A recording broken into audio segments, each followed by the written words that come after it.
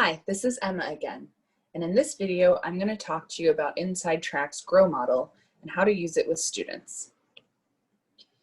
Using FADS, students come away with a clear, actionable, and achievable plan every time. To help them get there, we can utilize GROW. GROW is a technique that can be used primarily in the discuss and advance portion of the meeting. And on the instruction and development spectrum, GROW falls closer on the side of development. So, how do we develop using the GROW model? Let's break down what GROW stands for. G is for goal. What does the student want? R, reality. Where is the student now? O, options. What could the students do to get to this goal? And W, will. What will the student actually do to get there?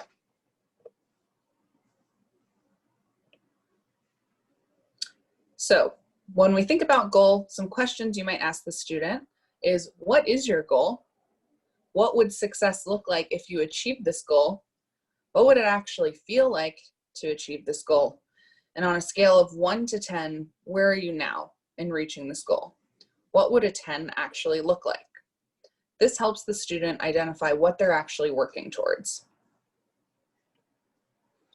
R for reality. So this is where we help the student understand where they're at in their journey towards this goal. You might ask the student, what have you already done to reach this goal?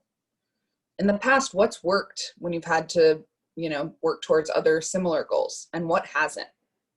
On a scale of 1 to 10, how far have you come already? And what do you need to do to get where you want to go?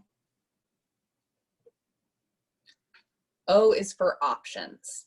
At this point in the model, you want to help your student identify multiple options to help them achieve this goal. So you might say, what are different things you could try to do to move you towards your goal?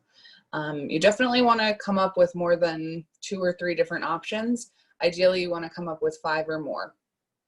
One way you might do this is by asking a student to come up with 8 different options in 2 minutes. And have them think about the different steps that they might take. At the end of this, hopefully you'll have a list of some fun different options, and afterwards students can take stock of which ones seem like the best fit for them to help them achieve that goal. Which leads us into W. What will you do? So at this point, the student has to decide what actionable step they're going to do to take that will move them towards this goal. So you might say something like, looking at the options you've come up with, pick one that you could tackle in the next 24 hours.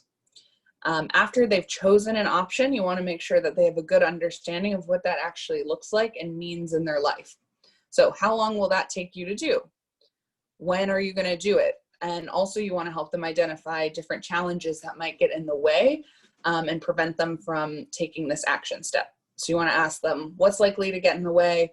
And if that does happen, what can you do to overcome that?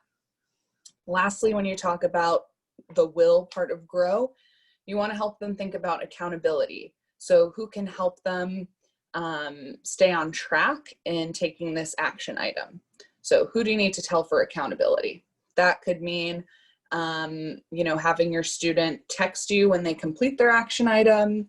It could mean, them connecting with a parent or a friend or a professor. It can look a lot of different ways, but you want to make sure you're setting up your student for success by fully vetting out all these different steps in the W stage of GROW.